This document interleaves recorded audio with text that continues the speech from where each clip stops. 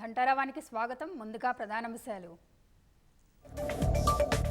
GHMC పరిధిలోని ప్రాజెక్టులపై ముఖ్యమంత్రి సమీక్ష.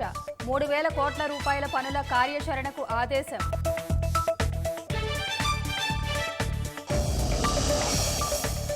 ఔటర్ రింగ్ రోడ్ టెండర్ల వ్యవహారంపై త్వరలో సిట్. విజిలెన్స్ శాఖ కీలక అధికారితో దర్యాప్తునకు కసరత్తు.